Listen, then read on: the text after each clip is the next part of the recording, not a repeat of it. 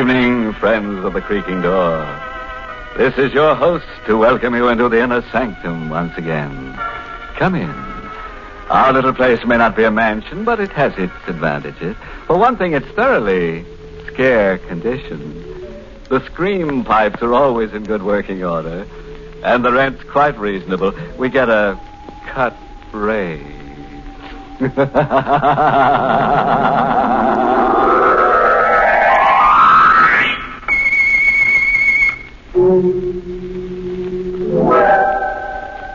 Well, you've had your warning. Whatever happens from now on, you asked for. Just be sure the family is provided for. And now to our happy little anecdote for tonight. Birdsong for a murderer. My name is Carl Warner. I'm not a young man any longer, but I don't mind that. I wasn't very happy when I was young. Now, well, at least I'm not unhappy. And late at night, after Elaine has gone upstairs to bed, she's my wife, and she's very pretty and younger than I am, and perhaps I made a mistake in marrying her, but, well, anyway, late at night, I go into the room where I keep the birds, and then, listening to them sing, I get as close to happiness as I can expect. I stay an hour, and then I cover their cages.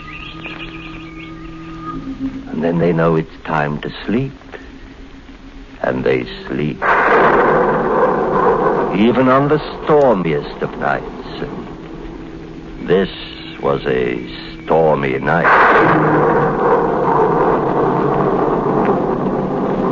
The birds were still, and I turned to go upstairs when someone knocked at the front door. It was late. We know very few people. We kept to ourselves, mostly Elaine and I, so I was worried a little when I opened the door. Yes? Mind if I come in, Mr. Warner? It's kind of damp out. No, of course not. You seem to know me. I do, don't I? But I don't know you. My name is Brule. Chester Brule. Oh, Chester Brule. I still don't know. Remember? It doesn't matter. What did you want? Nice place you got here. Much nicer than Cragmount. Cragmount? Cragmount Asylum for the insane. You work there? I used to work there. This is all very interesting. Funny thing happened just before I left. One of the inmates escaped. This baby was a homicidal maniac. Homicidal? Yeah, that's right. I don't see what all this has to do with me. I didn't say it had.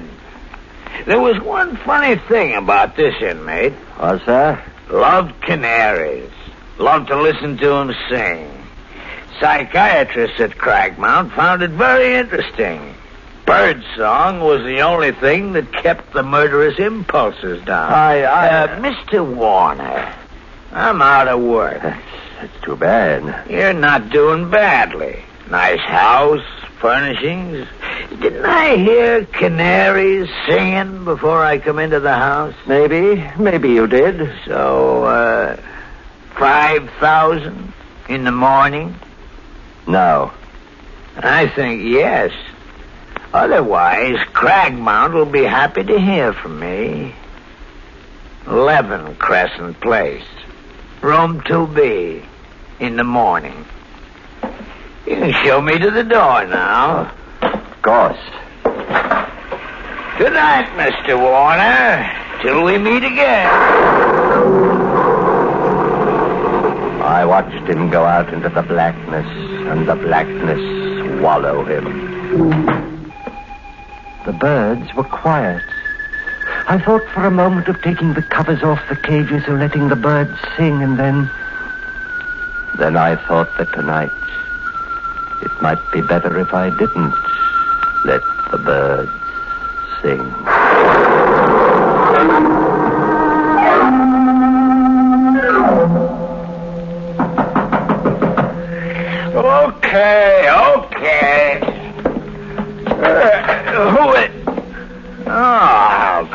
till morning, huh? I didn't expect it. Wait, that knife, no! I shouldn't have let it. Surprise!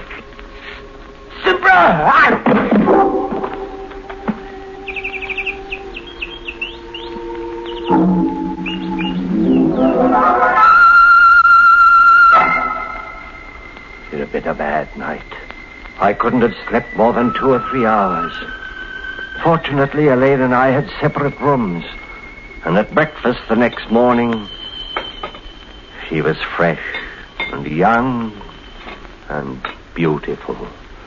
Carl? Huh? Why are you staring at me in that funny way? Oh, nothing. You really shouldn't read at meals. Oh, it's only the paper. So many exciting things happen. I can't wait till I get to them. Still... Oh, isn't that terrible? What is? A man was murdered last night. Not very far from here. Crescent Place. Crescent Place. Such an odd name.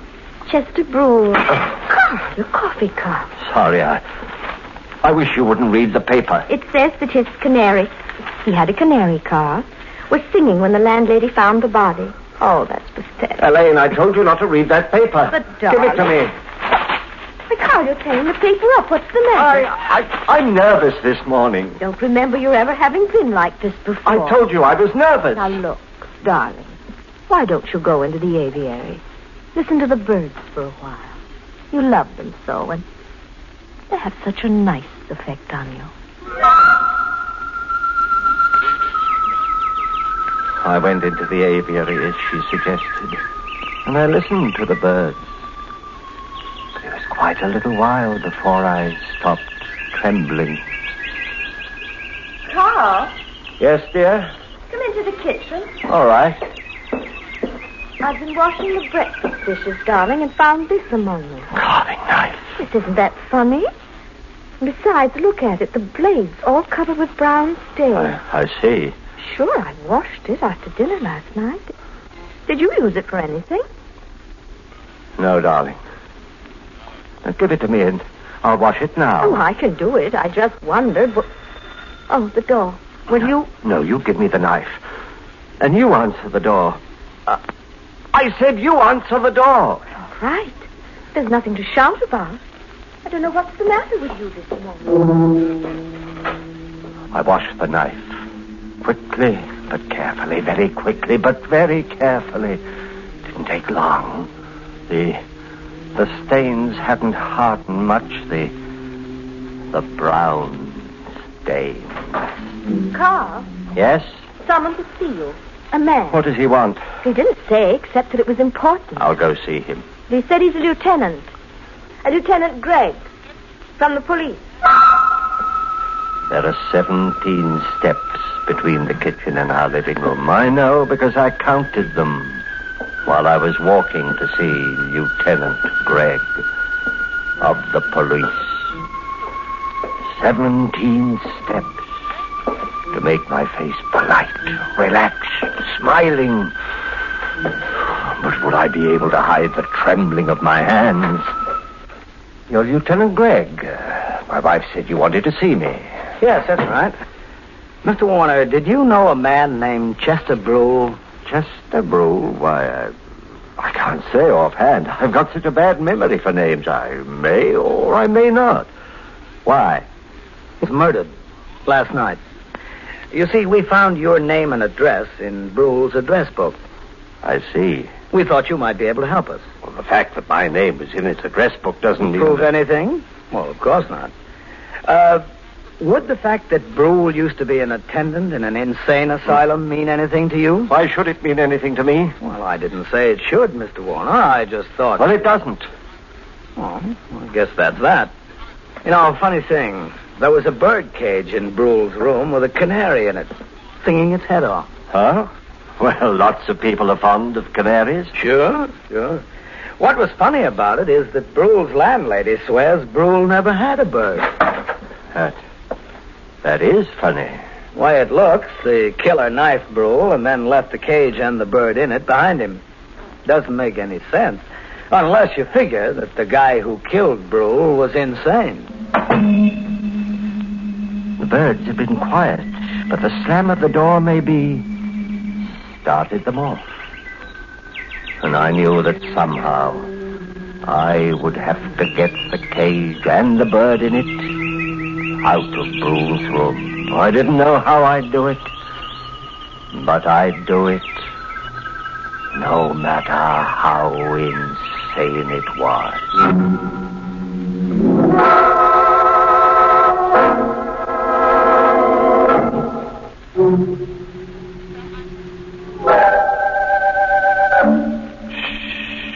Be still. Very still. Is that a canary you hear trilling? It is? But you don't have a canary? Well, maybe it's somebody coming to visit. When the doorbell rings and you go to answer it, I'd suggest you wear a high collar. It'll keep your throat dry. But while you're waiting, let's return to our star, Boris Karloff, in the role of Carl Warner, who had to steal a bird cage with a bird in it out of a murdered man's room. It was dark when I got to Crescent Place. Dark on a lonely street.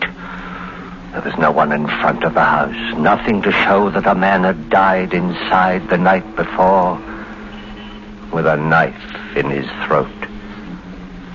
The door was open. There was a dim light in the vestibule, leaving the stairs beyond in darkness.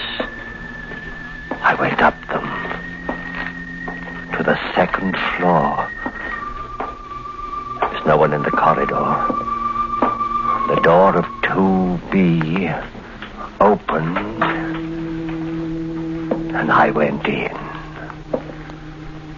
There was no light. The moon cast a pale glimmer over the room, and someone in a chair near the window. For a moment I thought it was Brule, but there was no blood. And then I realized it was a policeman in uniform, asleep. The cage was near the sleeping man. Would his sleep be sound enough? I reached out, lifted the cage, reached the door, and closed it.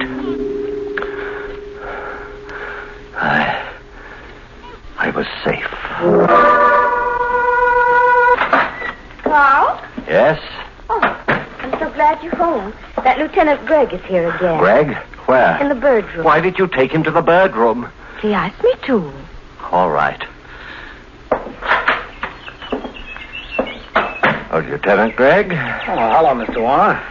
Quite a collection of canaries you've got here. Yes, I have. Were you home all last night? Of course. This is still about Chester Brule's murder? Mm-hmm. Say, remember my mentioning I thought that the man who'd killed Brule and left the birdcage behind him must be insane? Well, you did say something of the sort. Yeah. And then there's the fact that Brule used to work with insane people. Begins to mesh, huh? Oh, I know very little about police work. I hope I'm not boring you. Anyway, it occurs to me maybe I'd better take a trip up to Cragmount. I suppose going to asylums or any place else is just part of your job. Oh, sure. Did I mention Cragmount was an asylum? Why, you must have. Yeah. Well, I'll run up there, and I wouldn't be surprised if I get all the answers. What do you think? I think I'm going to. What is it, Elaine? Well, it's so late, I thought. Oh, I can take a hint, Mrs. Warner. Don't bother showing me to the door. He seems like a very nice man. Carl, stop it. What? That stare. If I didn't know you so well, I'd say you were going mad.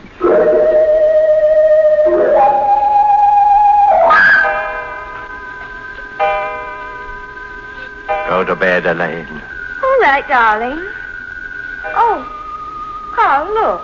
Look at what? Through the window, the garden. Lieutenant Gregg didn't go away. He's down there. Get away from that window. Go to bed. Not going.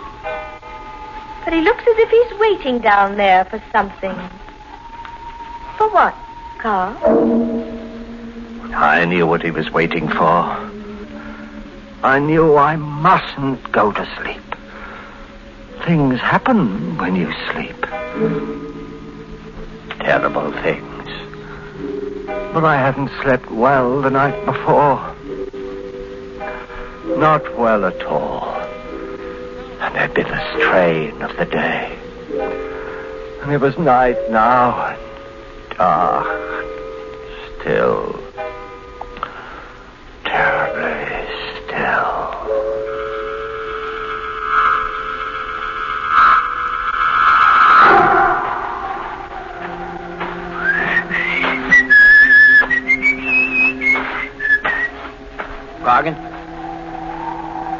Gargan? Yeah. Oh.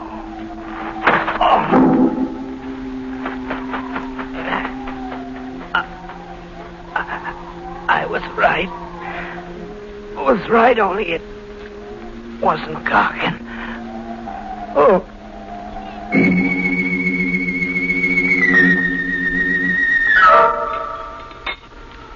Such a lovely morning, Carl. Lovely. I looked for Lieutenant Gregg as soon as I got up. He wasn't in the garden anymore. You must have got tired. Gone home. Or back to headquarters. Wherever policemen go. Oh, dear. That's the Swenson's dog.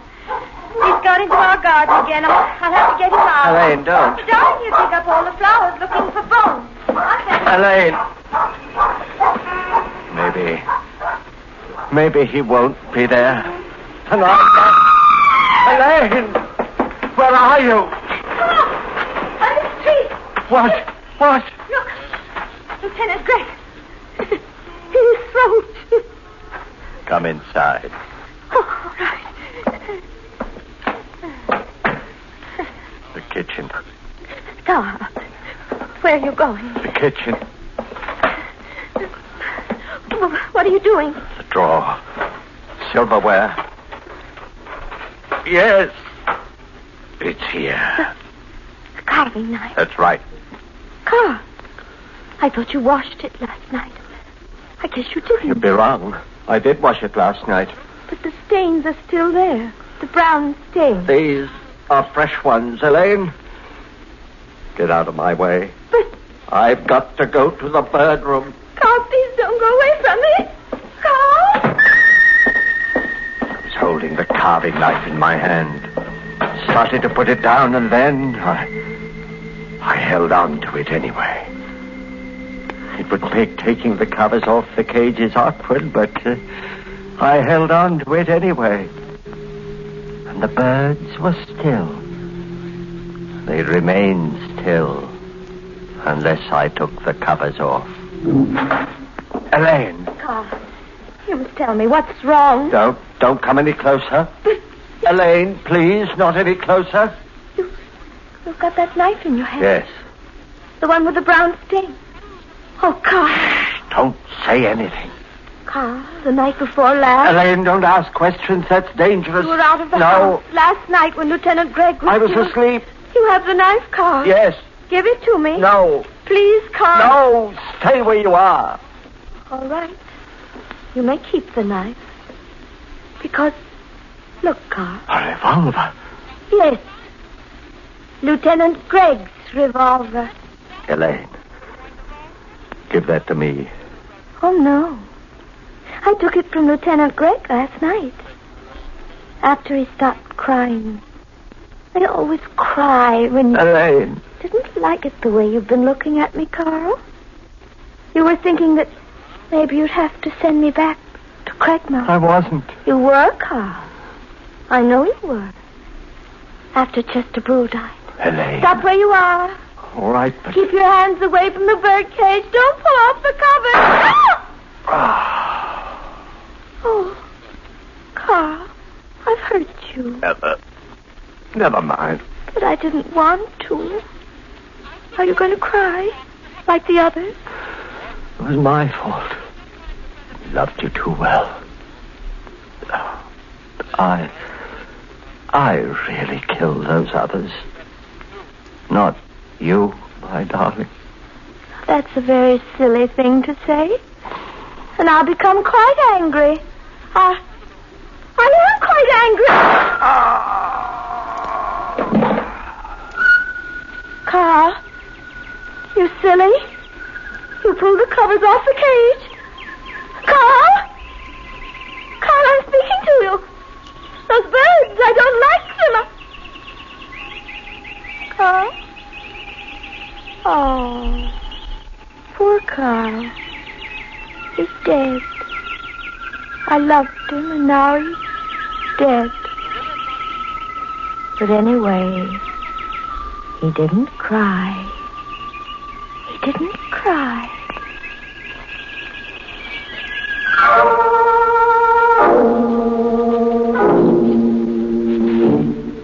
Well, there it is. And so sweet. The story of a couple of lovebirds who, instead of billing and cooing, went in for killing and shooting.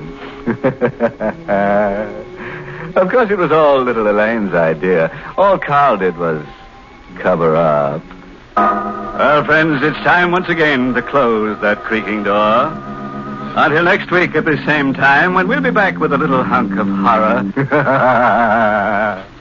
You'll be sure to listen, won't you? Until next week, then. Good night. Pleasant dreams.